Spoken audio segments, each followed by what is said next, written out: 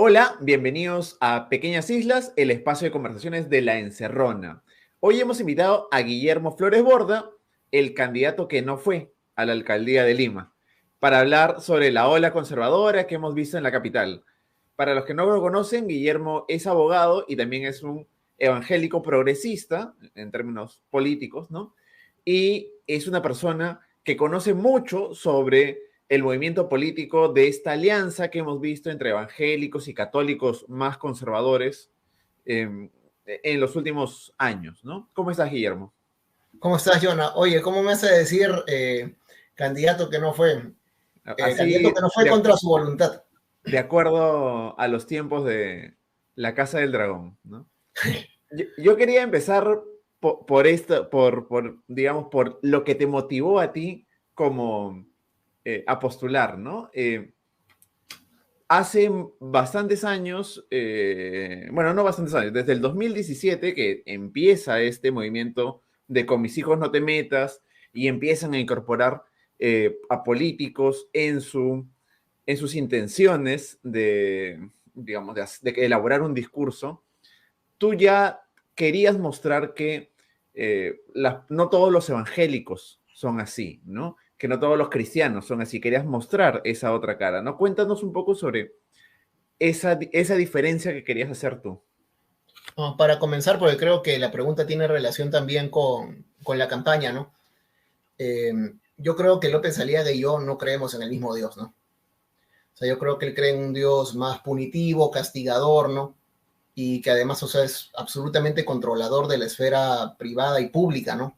En mi caso, yo creo un Dios de misericordia, de amor, de solidaridad, ¿no? Y eso es lo que quisimos representar en campaña, ¿no? O sea, yo también quisiera que la gente vea las campañas respecto de personas que se consideran a sí mismas religiosas como una proyección de lo que entienden como la fe en la esfera pública. Por ejemplo, una campaña, por un lado, está muy basada en el miedo, ¿no? El terror, la seguridad, pero con un énfasis casi de desastre, ¿no? Porque probablemente es reflejo del Dios en que se cree, ¿no? Nuestra campaña, en cambio, estaba muy basada en conceptos de solidaridad, ¿no? De programas sociales, porque ese es el Dios en que yo creo, ¿no? Creo que hay una diferencia en que quieres proyectar en qué tú crees, y esa diferencia del Dios en que tú crees se va a ver determinada no solamente en tu vida privada, sino también en lo que tú quieres establecer en la vida pública, ¿no? Ahora, sí es verdad, yo empecé a escribir ya desde hace bueno, ya 5 años, ¿no? Sobre este tema porque veía que era algo que venía avanzando en Latinoamérica como una reproducción de lo que estaba pasando en Estados Unidos, ¿no? Después de la elección de Donald Trump, él enfatiza un discurso muy fuerte. Yo creo que la gente no ha todavía hecho la conexión entre lo que está diciendo Donald Trump y por qué era y es tan popular, ¿no? Porque, por ejemplo, uno ve las encuestas de la vez pasada a la última campaña desde 2016 al 2021 de 2020 de Trump, y uno puede ver que el apoyo en el sector de evangélicos blancos no ha bajado, no ha bajado. Entonces, eso te tiene que llevar a preguntarnos sobre por qué razón no ha bajado, ¿no? O sea, ¿qué hace que su mensaje sea tan popular? Por ejemplo, creo que la gente no identifica a qué se refiere con Make America Great Again, ¿no? Que no es una frase de él, es una frase de Reagan, que él ha resucitado, ¿no?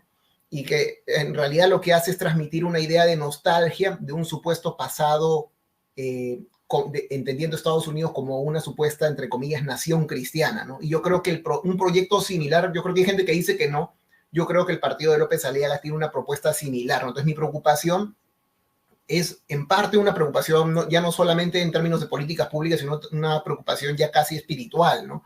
En la necesidad de dos cosas, ¿no? Uno, yo sí quisiera que la gente conociera a otro Dios que no es el Dios, yo repito que yo no creo en el mismo Dios que López Aliaga, porque claramente creo que él cree en un Dios castigador, un Dios punitivo, y yo creo en un Dios de amor, un Dios de gracia, un Dios de solidaridad.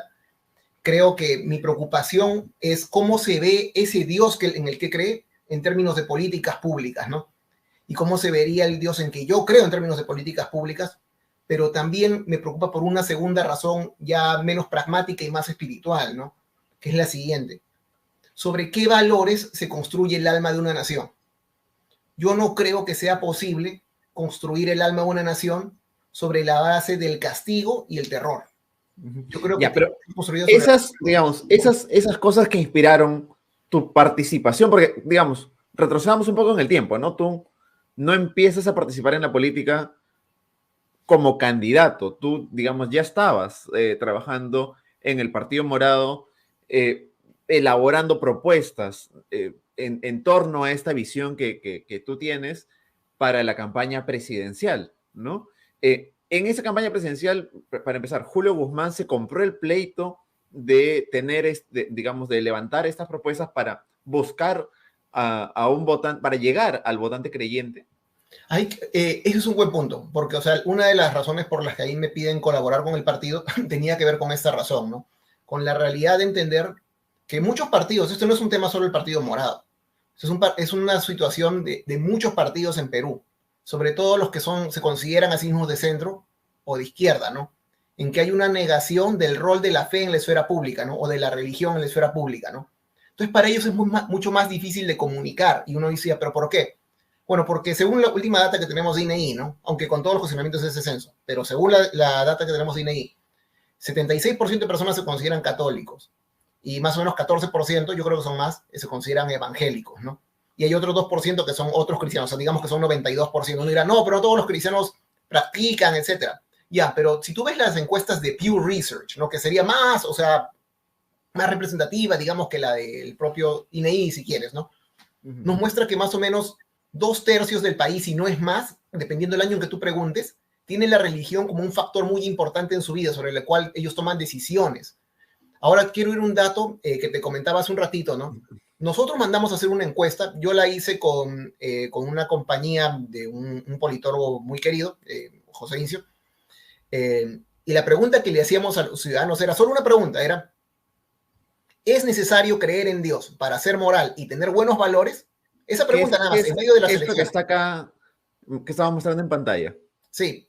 Entonces, ahí hay un tema, ¿no? Porque, o sea, si ven, 40.8% dijo que totalmente de acuerdo y 18.7% dijo de acuerdo. Ahora, eso lo preguntamos, o sea, porque claro, la gente diría, pero eso no es una pregunta directa respecto a una elección. Nosotros le preguntamos durante el periodo del 2021, o sea, durante el momento en que se estaban realizando las elecciones. De hecho, eso es parte de una entrevista que me hacen en Ojo Público, que le incluimos ahí porque, o sea, es interesante el dato, ¿no? Tú, como político, ¿puedes negar la influencia de lo religioso en Perú o no puedes? ¿No? Yo creo que no puedes. Entonces, nosotros armamos una serie. Tú no le puedes, o sea, acá quiero entrar algo también porque alguna persona podría decir, entonces los candidatos tienen que fingir que son creyentes. Yo no creo que deban hacer eso. Es más, creo que eso sería hipócrita, ¿no? Lo que sí creo que tiene que ocurrir es que para el candidato que es creyente, que él sienta la libertad de vivir su fe en la esfera pública y comunicar desde su fe porque así vive su vida, ¿no? Y para aquel que no es... Claro, sí, pero hay una diferencia entre ser un creyente en Dios y tener como agenda principal los temas que los, digamos, llamados pro familia levantan, ¿no? Que es claro. digamos, el oponerse al aborto, en fin, oponerse al matrimonio entre parejas del mismo sexo, digamos que son dimensiones diferentes, ¿no? Porque la gente puede entender creer en Dios como, digamos, de formas muy diferentes, ¿no? Claro. Pero es que ahí tú tienes un tema, ¿no? Porque, por ejemplo, yo soy seguro de que Rafael López Aliaga cree en el Dios de Cipriani, ¿no? Yo creo en un Dios más parecido al de Gustavo Gutiérrez, ¿no? O sea, yo creo en un Dios como el de Martin Luther King, no un Dios como el de Donald Trump. Entonces, yo estoy de acuerdo en que, o sea, la forma, es que lo que pasa es que yo no creo que solo dependa de cómo tú ves a ese Dios actuando en la esfera pública, sino en qué Dios crees tú. Y creo que ese es el problema central, ¿no? Porque, claro, cuando escuchamos a una persona que cree en la autoflagelación, entonces, o sea, uno tiene que pensar en qué tipo de Dios uno cree, ¿no? Entonces, claro, ahí quiero entrar a una discusión también, ¿no? Porque, o sea, yo creo que un sector de la izquierda, con la que yo tengo muchas cosas en común, o sea, cree que la fe es negativa, pero yo les pregunto, realizar lo que hizo Martin Luther King, sin incluir su factor de fe, ¿era algo posible? ¿Era algo realista?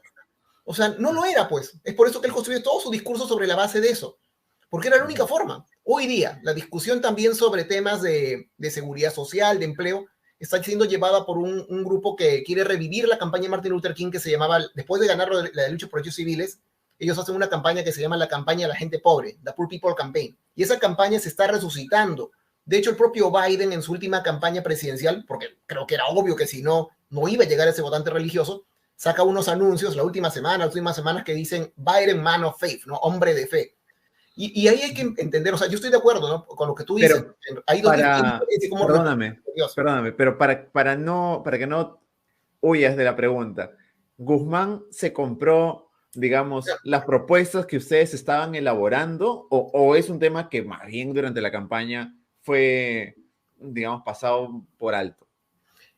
Yo creo que en realidad el jefe de campaña en ese momento no lo vio, ¿no? Porque nosotros estábamos preparando un plan ya de años, ¿no? Al menos 1 o 2 años. No porque no queríamos tampoco, quiero enfatizar en que eso no implicaba convertir a un candidato en algo que no es, porque eso sería hipócrita. Sino Ajá. sí tener, por ejemplo, para el que no es un creyente y no tiene como parte de su discurso personal, de vida, ¿no? El tema de sus creencias religiosas, sí tener al menos la sensibilidad para comunicarse a ese sector, ¿no? Y eso no implica que haya un problema, ¿no? Porque mucha gente dice, entonces lo que tú no estás diciendo, Guillermo, es que el partido debería dejar ciertas agendas. No. De hecho, un tema por el que a mí me traen es que, o sea, me invita porque me invita en ese momento una persona del partido a dar una charla sobre Estado laico y religión y el factor religioso en política peruana, ¿no? Entonces, desde ahí me invitan a conocer a Julio Guzmán y, o sea, y yo explico un poco mi visión, ¿no? De lo que yo veo que en realidad está ocurriendo en Latinoamérica, que es más una influencia estadounidense, porque acá los conservadores religiosos en Perú y en Latinoamérica no construyen discursos propios, solamente los importan de Estados Unidos. Entonces, esa ola se viene, creo que ya es claro que venía, ¿no? Eso de la importación del discurso es algo interesante que creo que nos servirá para cuando hablemos de estas protestas que han habido contra la OEA, que es algo que hemos visto recientemente, pero digamos, para cerrar la parte del te voy a partido. responder y ahí voy a llegar. Ya. Ahí voy a llegar. O sea, nosotros teníamos una idea, ¿no? O al menos yo, porque ahora actualmente también soy la persona encargada, soy el director de la comisión ad hoc de temas de fe y religión en el partido, porque creemos, ahora el partido cree que de verdad es un tema importante, que hay que tener en cuenta. Y cuando yo explique ese tema, y lo sigo creyendo así, yo creo que el problema no es la agenda progresista. De hecho, yo soy una persona progresista siendo evangélico. Y no soy evangélico de hoy día, yo tengo como casi 15, 16 años como evangélico, ¿no? Y antes he sido católico, entonces he sido un católico practicante y soy un evangélico practicante, ¿no? El problema no es la agenda progresista, el problema es cómo se comunica esa agenda y quiénes la comunican, ¿no? O sea, y ahí mi discusión es una discusión que siempre he tenido, o sea, y que he planteado porque a otros grupos también a los que apoyo, ¿no? Grupos feministas, grupos de derechos, de lucha por derechos civiles, ¿no? Acá en Perú, porque yo lo que discuto es, quieras o no, la religión es un factor que tú tienes que analizar. Entonces tú tienes que entender que tienes que construir un discurso religioso. Quizás tú no tienes que ser, tú no puedes ser, si tú no eres una persona creyente, quizás no tú, pero otra persona dentro de tu propio sector, porque aquí en Perú, o sea, tú dirás, no, pero en mi partido no hay ninguna persona religiosa, eso es mentira. Si la gran mayoría, el 90% de peruanos lo son, o sea, en tu partido hay, tú tienes que empoderar a esas personas, ¿no? Para que ellos sean quienes dirijan ese discurso y se dirigen a sus propias comunidades de fe. El problema es la escasez de un discurso. O sea, que es lo que se han dado cuenta, por ejemplo, en Estados Unidos, después de la derrota de Clinton, eso se arregla en la campaña de Biden. Y es lo mismo que está pasando en otros países en que ya la izquierda o la centroizquierda o el centro han reconocido, sin tener yo un discurso religioso, no voy a poder llegar a ese votante porque ese votante en realidad sí ve el factor decisión de política o su voto en términos de fe, ¿no? Porque para él lo público también es una experiencia que proviene de todo su bagaje moral y su bagaje moral está determinado por los religiosos. Entonces ahí te digo, claramente, o sea, la pregunta que tú me haces creo que es más para certificar algo que, o sea, yo estoy seguro, tú no lo viste en campaña, yo tampoco lo vi, siendo yo la persona encargada, entonces queda claro que no lo implementaron, ¿no? O sea, pero ahí yo quiero enfatizar en que, o sea, lo que nosotros insistíamos y lo que sigo insistiendo, y una de las cosas que quise plantear desde el comienzo en mi campaña, era la necesidad que tú le tienes que hablar a ese votante, no porque sean solo la mayoría, sino también porque tú tienes que entender que la fe no es solamente un tema cultural, ¿no? Para mucha gente, sobre todo los sectores populares, la fe es su único refugio ante una sociedad hostil, es su única ancla, y si no la tuvieran, sentirían que no pueden salir adelante, ¿no? Entonces, ahí, o sea, uno también tiene que tener, desde la izquierda, el centro, mucha sensibilidad, ¿no? Para entender por qué es importante para ellos, ¿no? Y un paréntesis, digamos, ya que hemos hablado del partido, ¿no? ¿Cómo ves al partido morado, ¿no? En esta circunstancia en la que, claro, orgánicamente dentro de la institución pueden tener estos debates, pero hacia afuera lo que se ve es que caras visibles, como Eduard Málaga, que bueno, no ha sido un militante, pero ha sido alguien que ha entrado al Congreso por el partido, termina diciendo cosas como que en una entrevista reciente en Hildebrand en sus 13 que el antifujimorismo es un problema, un escollo, ¿no? Cuando el núcleo de los votantes y del simpatizante morado, promedio, creo que no me equivoco al decir que es antifujimorista, ¿no? El núcleo, y yo te diría que el núcleo de la dirigencia, yo mismo, el presidente del partido, o sea, pero felizmente, o sea, creo que Málaga ya ha sido bien claro en decir que él no es militante. Creo que para la siguiente vez hay una reflexión importante dentro del partido, y eso sí quiero enfatizar, porque yo quiero también marcar un tema, ¿no? Nosotros armamos una lista con militantes, ¿no? Para bien o para mal. Pero el tema es que nosotros sí creemos ahora, la excusa antes era que no había cuadros dentro del partido. Yo creo que sí hay cuadros en el partido, que simplemente necesitaban visibilización. Hoy día tenemos candidatos que con muy poco en sus distritales han hecho mucho, cosas que eran casi para nosotros imposibles que se pudieran hacer. Entonces, hoy día el partido tiene cuadros propios, gente que sí le va a responder a su comisión de ética y que sí se va a alinear una visión partidaria, ¿no? Entonces, yo puedo coincidir en muy pequeña parte en que el antifujimorismo no se puede quedar solamente en un tema dicotómico entre, no eres fujimorista, tú eres fujimorista, no te apoyo, eres antifujimorista, te apoyo. No puede ser así, porque dentro del antifujimorismo hay gente que se llama así antifujimorista, pero tiene otras propuestas, otras visiones que también son bautizadoras del status quo, ¿no? Entonces yo creo que ahí, hay que ampliar el concepto, no hay que tratar de ver más allá del antifujimorismo, sí, pero, yo creo que como base al menos deberíamos pedirle a la gente que es antifujimorista, ¿no? Ya eso es una posición más política que académica, ¿no? Claro. Pero ahora, no se puede olvidar, pues, una década completa, ¿no? Y más con lo que han tenido control en el Congreso, ¿no? Ahora ya, vayamos a lo coyuntural. Estamos viendo en Lima una ola conservadora, que quizás la expresión más reciente han sido las marchas que han habido, o protestas, quizás no han sido tanto para llamarlo marchas, frente a la OEA, o sea, digamos, a la organización de un evento de la OEA, ¿no? Que dicen que han salido con sus banderolas porque la OEA quiere implantar una agenda gay, el lobby LGBT. Explícanos, por favor, cuál es el contexto en el que se dan, digamos, estas movilizaciones, ¿no? Mira, yo te quiero ahí plantear, ese contexto es largo, pero te quiero dar primero un datito que yo creo que la gente no tiene en mente, para mostrarles cómo se importan discursos. En realidad no son discursos propios. Por ejemplo, en la campaña del 2016 de Donald Trump, él mencionó un montón de argumentos antiglobalización, o lo que él llama globalismo, ¿no? Entonces, por ejemplo, él plantea una política que se llama America First, ¿no? O primero América, ¿no? O lo que ellos llaman América, que es Estados Unidos, ¿no? Y él dijo algo así como, nosotros no nos rendiremos nunca más, este país o su gente, a la falsa canción del globalismo, cierro comillas, ¿no? Y luego, cuando ya estuvo en su trabajo, en su oficina, como la parte de la administración, la administración Trump, lo que hizo fue retirar a Estados Unidos de varias organizaciones internacionales por considerarlas supuestamente prejuiciadas contra los aliados estadounidenses, ¿no? Por ejemplo, se salió de UNESCO, de la Comisión de Derechos Humanos, del Consejo de Derechos Humanos de la ONU, ¿no? Y también dijo que algunos incluso estaban a favor, algunas organizaciones multilaterales estaban a favor de rivales de Estados Unidos, como por ejemplo la Organización Mundial de la Salud, ¿no?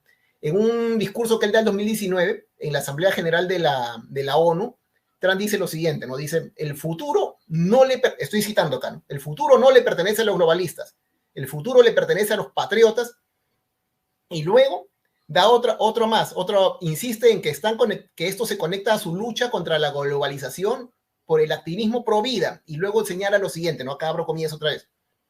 Muchos proyectos de las Naciones Unidas han atentado o han intentado establecer un derecho global para tener aborto pagado por los contribuyentes, un aborto bajo demanda, ¿no? A pedido, ¿no? Y él luego sigue y dice, los burócratas globales no tienen ningún negocio, ¿no? En atacar la soberanía de las naciones que desean proteger la vida inocente, ¿no? Eso lo dice el 2019. Entonces, yo lo que quiero enfatizar es que esto no es algo, ellos no se están creando nada acá. Lo que están haciendo es simplemente importar discursos que ya tienen 2-3 años, y es por eso que yo creo que es importante analizar. Yo me dedico a analizar el discurso religioso estadounidense y cómo impacta en política latinoamericana, ¿no? Y es por eso claro, que aquí, en el contexto de estas protestas que hemos visto en la OEA, algo que creo que tiene que tener en cuenta la gente es que no es algo que ha pasado solamente en Perú, ¿no?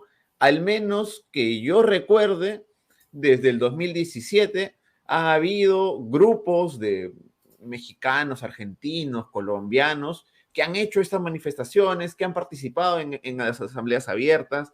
Ahora mismo en el evento en el que estaba eh, en la foto esta que mostró Alejandro Muñante, ¿no? Del carrito este con su pancarta frente al Congreso, habían dos personas que eran Aarón Lara y Gilberto Rocha, que eran dos mexicanos que tienen esta consigna de evitar que en la OEA se firme cualquier documento o cualquier declaración que sea de reconocimiento a las comunidades LGBT, ¿no? Digamos, ya es una cosa que tiene años y que está al menos, y que tienen contacto con el Perú también casi desde el inicio, ¿no? Claro, pero ahí, o sea, quiero hacer una distinción entre lo que ocurrió antes del 2016 y lo que ocurre después del 2016, ¿no? Porque antes del 2016 el discurso pro vida y pro familia existía, ¿no? Eso a todos nos queda claro, ya existía, ¿no? El discurso pro vida y pro familia. El 2016 hay un cambio porque Donald Trump, yo no dirá, pero ¿por qué tiene que ver Donald Trump? ¿Por qué lo mencionas tanto? Porque ahorita voy a llegar a eso, ¿no?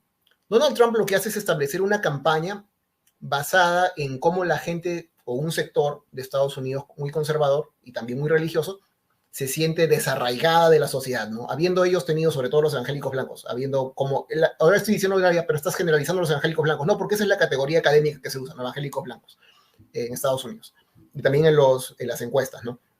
Lo que les quiero decir es que él apela a un sentido de nostalgia, pero también de desarraigo social, porque ellos sentían que habían tenido el control cultural, ¿no? Que era un control cultural más o menos conservador, pero ahora el país estaba tornando hacia una visión más progresista, más liberal de la vida, ¿no? Pero él no es que simplemente, claro, uno diría, pero ¿por qué no lo hicieron otros? Porque otros también han apelado a eso en campañas políticas, incluso en Perú, en Latinoamérica, ¿no? Pero ¿por qué su capacidad para lograrlo fue más potente y más rápida? Porque no sé si tú seguro si seguías las elecciones estadounidenses desde antes, ¿no? Del 2016, y la gente se burlaba cuando Trump decía que iba a ser candidato, ¿no? Se burlaban. Pero él encontró un mensaje y creo que una de sus genialidades fue poner a Mike Pence como su vicepresidente, ¿no? Porque era más creíble para el votante religioso creer que él podría llevar a cabo un proyecto religioso, ¿no? Porque acá lo que quiero plantear es que el proyecto en que cree en este sector no es un proyecto netamente político, sino es una visión de la nación planteada desde una visión religiosa, ¿no? Y eso se Pero, llama... ¿y cómo se asocia eso a lo latinoamericano? ¿No? Porque hay un salto, ¿no? Claro, pero es que quiero llegar primero a la explicación central para que luego podamos sacar los pedacitos, ¿no? Que aplican a Latinoamérica, ¿no? Este nacionalismo cristiano lo que propone es que, o sea, te lo voy a explicar en términos de estadounidenses y luego hacemos los paralelos latinoamericanos, ¿no? Lo que cree es que Estados Unidos fue fundado como, entre comillas, una nación cristiana por cristianos y que estos cristianos establecieron leyes supuestamente basados en principios bíblicos, ¿no? Entonces, lo que creen ellos, este sector de nacionalistas cristianos, es que los padres fundadores, supuestos padres fundadores, establecieron una suerte de compromiso, ¿no? Contrato con el Dios cristiano, que no puede ser roto, porque si fuera roto, la prosperidad de la nación terminaría, ¿no? Entonces, por ejemplo, ellos ven documentos como la Constitución como inspirados por Dios, ¿no?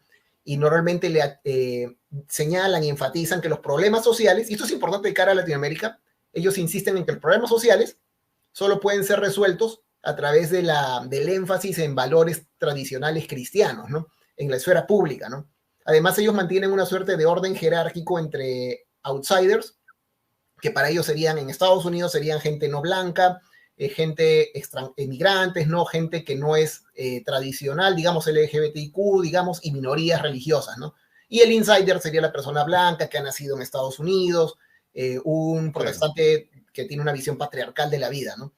Entonces, lo que hace Trump es simplemente colgarse sobre ese discurso y por eso take back the country, ¿no? Tomar el país de vuelta, make America great again, es una suerte de silbido a ese grupo, ¿no? A convencerlos de que en realidad la necesidad es regresar a esa experiencia en que lo religioso dominaba la esfera pública, pero una visión religiosa en particular, porque acá el problema, yo siendo una persona evangélica y que estudia eso, yo no creo que sea el problema que haya un tema religioso en la esfera pública. El problema es qué tipo de religión, ¿no? Por ejemplo, el nacionalista cristiano, él no está abogando por teocracia, porque la gente dice, son teócratas, no son teócratas, pero lo que sí creen es que Estados Unidos está definido por el cristianismo, que su gobierno tiene que trabajar para mantenerlo así, o sea, el cristianismo como base de la creencia estadounidense, y también que el cristianismo tiene que tener una posición privilegiada en la esfera pública. Entonces, cuando ellos interpretan pues su rol en las guerras culturales estadounidenses como parte de la continuación de su deber de tener una nación cristiana, ¿no? Pero lo que ocurrió acá en Latinoamérica es que muchos candidatos políticos no han empezado a tomar discursos nacionalistas cristianos, ¿no? Pero eso no lo hacen simplemente porque dicen, porque lo escucho y me parece interesante en Estados Unidos, ¿no? ¿Por qué ha ocurrido en Latinoamérica desde 2016, ¿no? Primero porque hay un uso más continuo de ese discurso desde la campaña presidencial de Trump del 2016, y la cultura estadounidense pues es muy, muy fuerte, ¿no? En el mundo, incluyendo en Latinoamérica.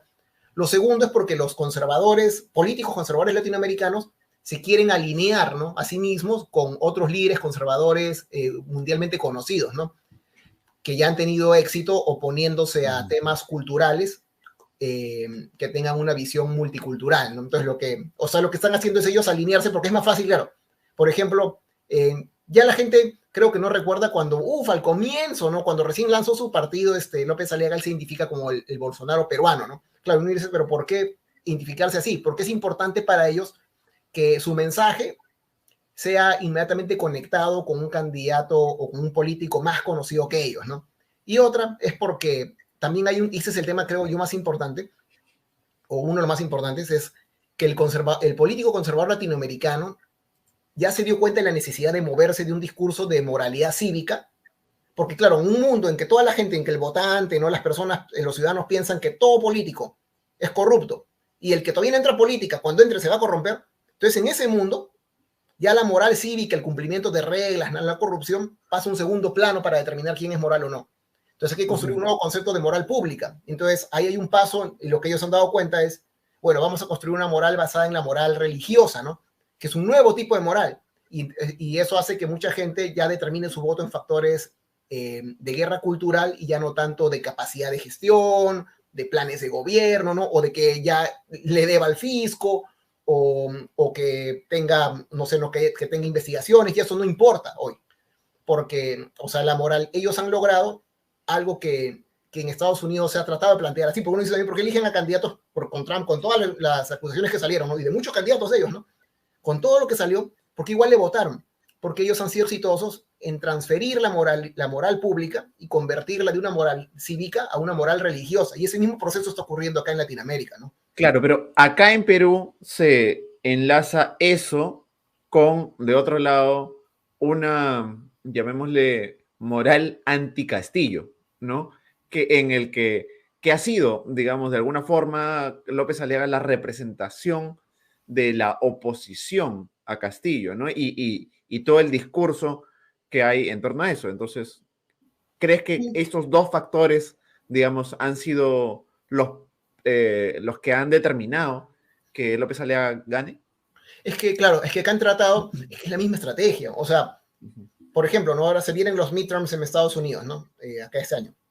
Y el midterm siempre es un referéndum sobre quién es presidente actualmente, ¿no? Es lo mismo, lo que han hecho es convertir la campaña municipal, que debería ser sobre temas vecinales, sobre propuestas, planes de gobierno vecinales, la han convertido en un referéndum sobre el gobierno, ¿no? Entonces sí, o sea, a mí no me queda duda que es así, ¿no? Pero lo que insisto es que es una transferencia no solamente de discursos, sino también de estrategias, ¿no?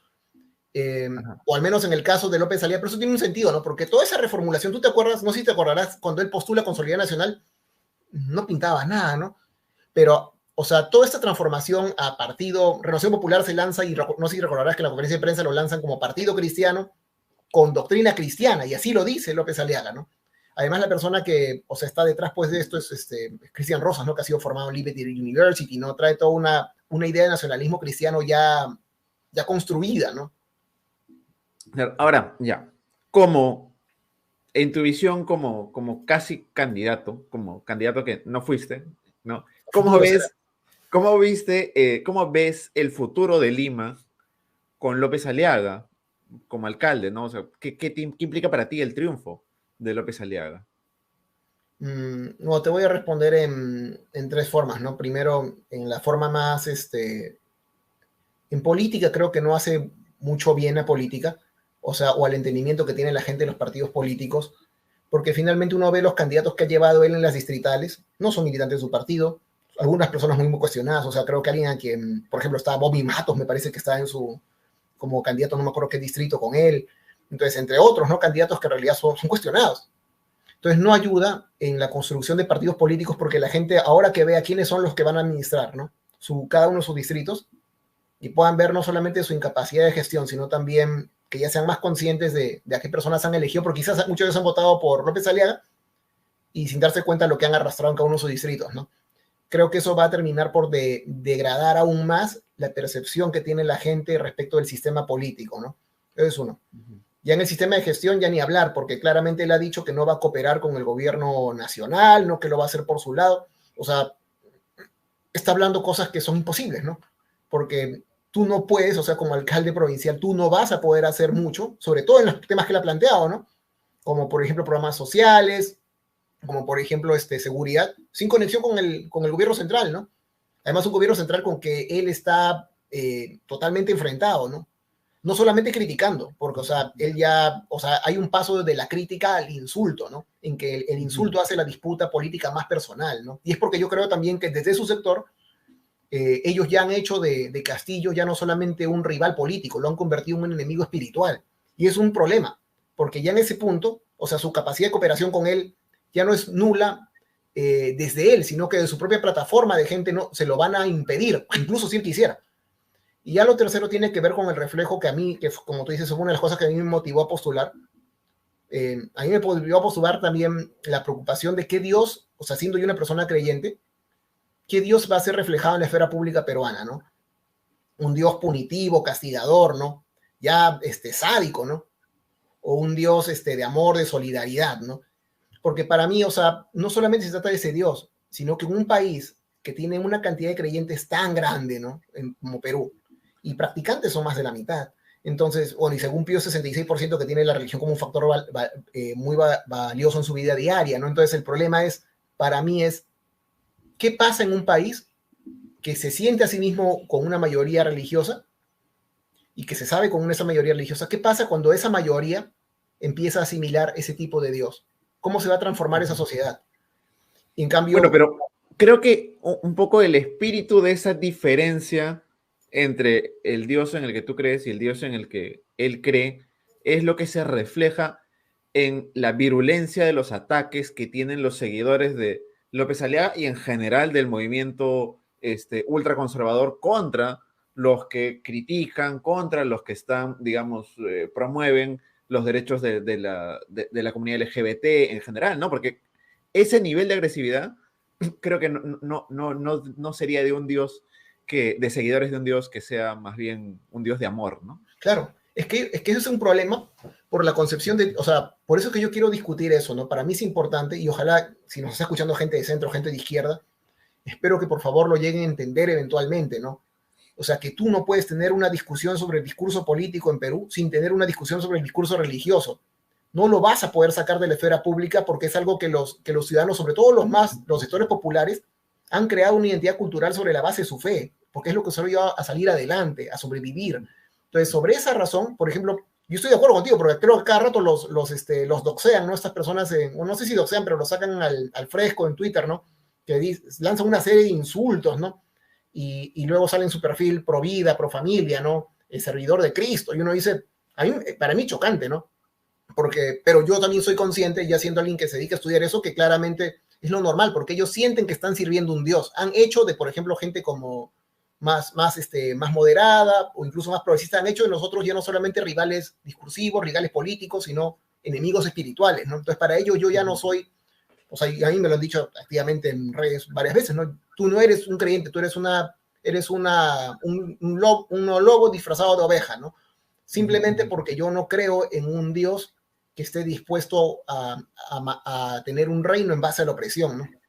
Claro, ahora, o sea, tú con López Aliaga no crees que Lima sea potencia mundial, pero la pregunta es si seremos una potencia medieval, ¿no? Porque, claro, uno mira a López Aliaga, escucha su discurso y uno se pregunta, bueno, ya, esto es todo lo que dices, pero ¿cuánto de eso lo vas a inyectar en políticas públicas, ¿no? Lo vas a meter de alguna forma. Desde la Municipalidad de Lima, ¿puede hacer mucho por eso? No.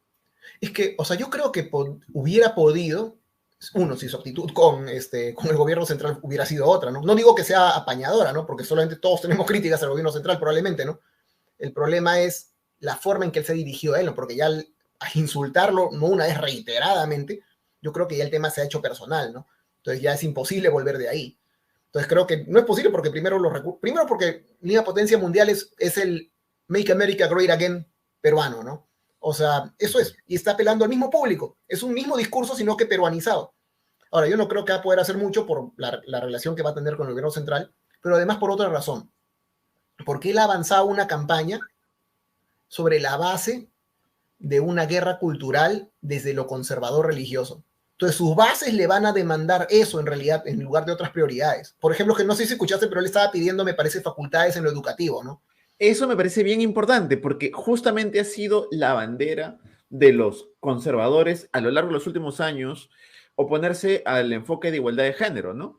Que ha sido un tema central. Han monitoreado, digamos, quizás muchos ya no recordarán, pero el ministro de Educación durante el periodo de PPK Vizcarra fue el más citado a las comisiones en el Congreso, ¿no?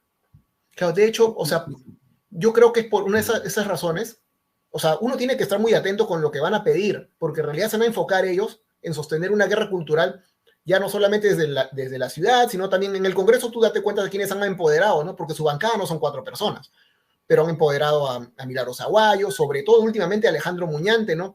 Que ha decidido hacer él mismo una suerte de meme de sí mismo, ¿no? Con esto, no sé, ese meme de apúntenlo bien, progres, ¿no? Sí estamos apuntando bien, ¿no? Las cosas que no están haciendo y el discurso agresivo que están teniendo, ¿no? Yo creo que desde mi caso denigrando la fe, ¿no? Pero también, o sea, impidiendo cualquier discusión real de políticas públicas, ¿no? Que es para lo que en realidad deberías estar ahí. Pero como, claro, el tema es que, o sea, tú no tienes que ver, no solamente que congresistas se empoderan, sino qué candidatos se empoderaron en campaña, ¿no? Y qué discursos, ¿no? Entonces yo tengo claro que, o sea, Lima me da pena, ¿no? O sea, pero no va a ser pues potencia mundial con López Aliaga. Uno, porque no va a tener como si no tiene conexión con el gobierno nacional. Y dos, porque las prioridades de la base con la que él ha ingresado y con la que él ya tiene gente en su bancada en el Congreso son otras. Otras que en realidad para nosotros podrían ser como, o sea, es para ti tan importante, para mí, no, o sea, yo quisiera que el enfoque de género avance, ¿no? No que se enfoque una persona en tratar de sacarlo de la agenda del currículo, ¿no? Como si fuera lo único que importara, ¿no? Entonces ahora ya no son solo dos temas, ¿no? Antes era solamente oposición al matrimonio igualitario, oposición al aborto, ahora también es oposición al enfoque de género, ahora ya no son votantes de dos temas, son votantes de 3 temas, ¿no? Ahora, como hay temas en los que en cuanto a competencias, la Municipalidad de Lima no puede hacer mucho, o sea, digamos, a lo más supongo que podrá quitar no impulsar ninguna ordenanza que evite la discriminación, que digamos es bastante, pero quizás su rollo principal sea más bien en términos políticos, ¿no? En tener una voz presente, porque digamos, la relación que ha tenido López Aliaga con los medios en la primera semana ha sido bastante cordial, ¿no? E incluso algunos ya lo han levantado a él editorialmente como el líder de la oposición, ¿no? Cuando su elección, digamos, responde a otra cosa, ¿no? Tiene que ver con un carácter vecinal, ¿no? No, claro, es que, o sea, hay que entender que su proyecto no tiene que ver con, la realidad es que no tiene que ver con un tema vecinal, ¿no? O sea, no creo que usted, o sea, solamente viendo las tipos de propuestas que hacían enfatizando cemento, ¿no? Y terror, uno puede tener claro que en realidad lo que han hecho es una propuesta facilista, ¿no? En que no hay un estudio detrás, simplemente lo que van a hacer es, o ya cosas disparatadas, ¿no? Como vamos a poner un tanque de agua, ¿no? O vamos a poner macetas contra la delincuencia, ¿no? Entonces, uno puede entender ahí de que en realidad no tienen un plan, ¿no? Ellos están entrando, como tú dices, porque necesitan una vitrina política, ¿no? Es más, yo estoy seguro que de los 3 candidatos que han postulado, que quedaron, como cuando yo estaba todavía postulado, estaba cuarto, ¿no? Y los 3 que están adelante, que son candidatos presidenciales, o sea, yo estoy seguro que ellos no han postulado queriendo ser alcalde de Lima realmente, ¿no? Sino simplemente como una vitrina para mantenerse vigentes durante los años que vienen, ¿no? de cara a la presidencial, que es lo que en realidad les interesa, ¿no? Además, porque uno tiene que pensar también, o sea, alguien puede creer, me cuesta creer que Reyardo haya aceptado ser teniente alcalde y ya, ¿no? Pero en realidad sí, o sea, están utilizando simplemente la campaña y ahora ya también mal utilizar pues el puesto de alcalde provincial simplemente para poder controlar el discurso desde la oposición, ¿no? Y plantear a alguien como el adalid, ¿no? De la lucha contra el presidente, ¿no? Claro. Ahora, Lima siempre ha sido una ciudad conservadora, ¿no? No por algo no hemos tenido 12 años de alcalde a Luis Castañeda, ¿no? Pero en particularmente en esta elección, digamos, la opción conservadora era una opción agresiva, enemiga de la libertad de prensa, que atacaba con fake news, ¿no? ¿Eso qué nos dice de Lima, no? Porque, claro, si hubiera votado por otro candidato, bueno, en general la oferta electoral era baja, ¿no?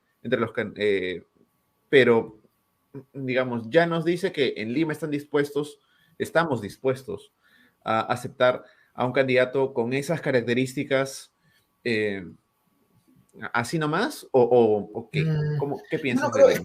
es que yo no creo que estemos dispuestos, ¿no? O sea, o no creo tampoco en la razón de echarle la culpa al votante, porque yo creo que tú no estás haciendo, ¿no? Pero lo que quiero decir es llevar al extremo el argumento, ¿no? Porque siento que es un argumento que a veces sale mucho, sobre todo en redes sociales, que no son representativas del país, pero para una lástima, las redes sociales no son representativas de lo que piensa el país. Sin embargo, sí son mucho de lo que termina escuchándose en el discurso público, ¿no? Entonces, por ejemplo, una cuestión normal, muchas veces es echarle la culpa al votante, ¿no? Como que elijan bien, infórmense mejor, ¿no? Pero la realidad es, o sea, el votante vota sobre la oferta que existe, ¿no? Ahora, bueno, yo era parte de esa oferta, ¿no? Ya no llegué al final, pero, o sea, creo que nosotros sí nos encargamos de hacer un grupo con urbanistas, ¿no? Postulaban con nosotros varios urbanistas, ¿no? En mi caso, mi teniente alcaldesa era activista, ¿no?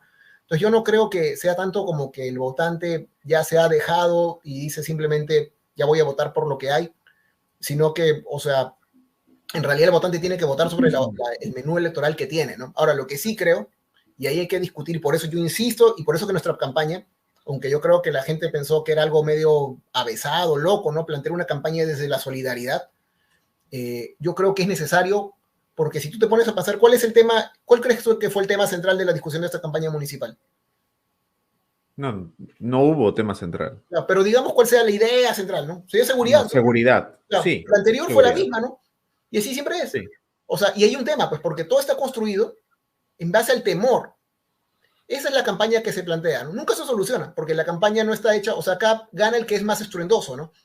Entonces, un sector ya ha decidido que esa es la forma de ganar. Y mi preocupación es, claro, uno dirá, pero Guillermo, ¿por qué seguimos siendo conservadores? El problema no es eso. El problema no es que seamos, sino que las campañas políticas y los valores que representan también moldean la mentalidad política de la gente, ¿no? Entonces llega un punto en que el votante no necesariamente sea conservador, pero en realidad vota por, uno, por el menú que hay, y dos, pensando desde ese valor, ¿no?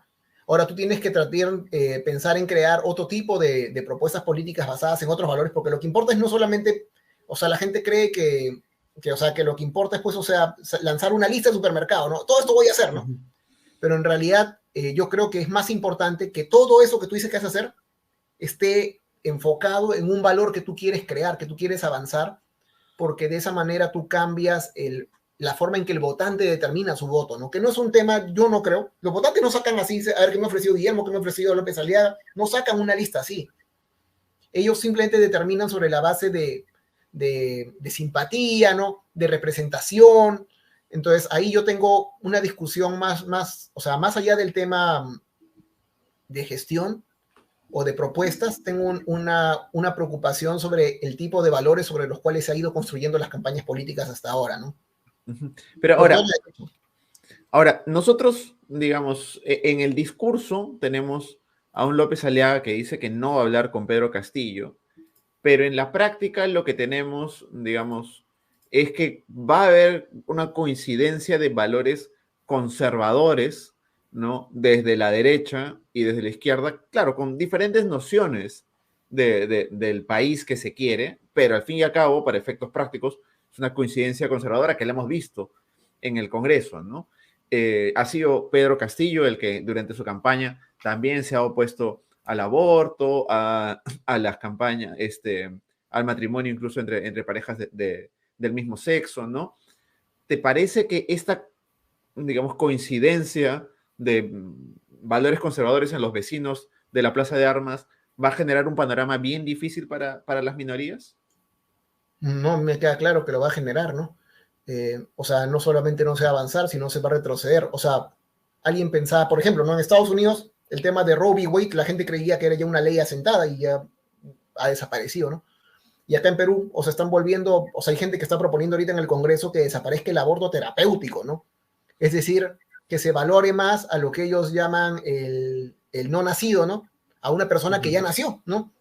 Entonces, o sea, a mí, mi preocupación ni siquiera es que se mantenga el status quo. Mi preocupación es que vayamos en retroceso respecto a ese status quo, ¿no? Pero ahí insisto en que tiene que ver no solamente con propuestas, ¿no? Sino con los valores sobre los cuales se plantean esas propuestas y sobre todo, por más que un sector de la izquierda, un sector de centro lo quiera negar, sobre las bases del Dios sobre el cual se construyen esas propuestas. Porque esos discursos sobre el aborto, la discusión sobre el aborto en Perú, ni en ninguna parte son discusiones sobre políticas públicas. Deberían ser, pero no son. Son discusiones sobre discursos religiosos. Entonces, al final, cuando el sector progresista, ¿no?, tiene un discurso religioso también, porque hay un montón de religiosos progresistas, es más, probablemente la mayoría de religiosos, o sea, no son necesariamente ultraconservadores. Si no, tú no tienes una propuesta así, la persona que ha determinado su identidad cultural a través de una identidad religiosa, o la ha construido su identidad cultural sobre lo religioso, entonces él ve un mercado político en que él dice, bueno, ¿quién me representa, no? Claro, dice, bueno, al menos y uno dirá, al menos este es cristiano, ¿no? Al menos este cree, ¿no? Respecto de gente más conservadora. Mira, pero ¿cómo vas a creer como él? Insulta, ataca, ¿no? Sí, pero no importa porque al menos es creyente, ¿no? Y uno diría, pero eso, Guillermo, eso no es una exageración, pero por eso planteamos el dato que comenzamos hace un ratito, ¿no? Para la gente en Perú, esa encuesta que mostramos hace un ratito, ¿no? Ahí casi se entrevistaron, así, esa encuesta respondieron como 700 personas, ¿no? Y la pregunta era tan sencilla como si hay que ser moral, si para ser moral en Perú hay que ser creyente, hay que creer en Dios. Y la gente cree que 42% creen que sí. Entonces, ahí está otra vez, ¿no? 40% creen que sí, y 18%, totalmente que sí, ¿no? Y 18%, casi 19%, creen que sí. Entonces, hay una discusión ahí que tenemos que tener, ¿no? Porque mi preocupación es que la derecha ha sido muy inteligente en construir su discurso ultraconservador en base a lo religioso y encontrar que en el mercado político no hay nadie más que tenga un discurso religioso más que ellos. Entonces al final, el votante religioso determina, bueno, no porque sea religioso, sino porque su vida ha sido así. ¿Por qué? Y uno diría, pero bueno, ¿por qué? ¿Por qué prefieren algo así tan dicotómico, ¿no? Tan cierto, porque para mucha gente, tú y yo, por ejemplo, nos podemos sentar hoy día, un sábado, ¿no? Y conversar, ¿no? Otras personas ahorita están trabajando en las calles, ¿no? Entonces nuestra vida, por la seguridad que tenemos en nuestra vida, por el capital social que tenemos, nos permite a nosotros estar tranquilos, conversar, discutir ideas más amplias, ¿no? Pero para quien vive del día a día, él necesita un mundo no de cada pregunta, cada discusión que nosotros tenemos, plantea inseguridades que tenemos que resolver en la conversación, ¿no? Pero para una persona que vive el día al día, él prefiere tener certezas, ¿no? Ya todo su mundo es incierto, por el tema económico, el tema de discriminación racial, entre otras discriminaciones, ¿no? De género, etcétera. Ya su mundo es inseguro. Entonces, él al menos en lo que él considera parte de su vida privada o que podría afectar la vida privada de la gente, él al menos en eso quiere tener certezas desde su fe. Entonces, eso le es la derecha, ¿no? Pero esto, digamos, a futuro de lo que le espera a Lima, plantea que la capital sea permisiva con López Aliaga frente a, o mejor dicho, por su discurso religioso, o más bien como es la política peruana, el ejercicio del cargo lo va a desgastar y va a desgastar su discurso otra vez, como suele suceder con todos los políticos claro, es que asumen un cargo de importancia, ¿no? Claro, pero es que esa es una teoría similar a la de Trump. O sea, la idea de los progresistas en Estados Unidos fue que el apoyo entre evangélicos blancos iba de... O sea, estoy hablando de su bolsón, ¿no? De su bolsón duro, ¿no? Porque ese es el que te importa que se desgaste. Porque López Aliaga no ha ganado con 50% ni del país ni de la ciudad, ¿no? Ha ganado con un bolsón específico. Y alguna gente que seguro ha votado por él por Castillo, otra gente que vota por él por convicciones más culturales, ¿no? Entonces, por ejemplo, la lógica fue similar, ¿no? Con Trump, ¿no? O sea, va a hacer tantas cosas tan disparatadas en el gobierno que al final su apoyo va a decaer, ¿no? Y su apoyo se mantuvo totalmente estable. Entonces, en su bloque duro, ¿no? Entonces, mi preocupación es que al no competir en ese bloque, que es un sector religioso, o sea, la gente está esperando que, yo también creo, ¿no? Que, o sea, que no le va a ir bien, y ojalá que le fuera bien por el bienestar de los sectores populares, ¿no? Sobre todo por ellos. Pero creo que la actitud que ella ha tomado, las prioridades que está tomando, no van a llevar a eso.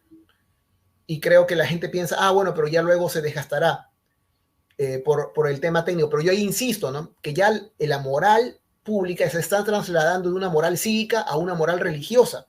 Entonces, si tú empiezas a medir a los políticos, los funcionarios públicos sobre esa moral religiosa, ahí el que va a ganar es el que tenga, no el que sea mejor, el que sea Martin Luther King, el que sea Gandhi, bueno, Gandhi con todas sus cuestiones cuestionables, ¿no? Pero no va a ganar ahí el que sea Martin Luther King, ¿no?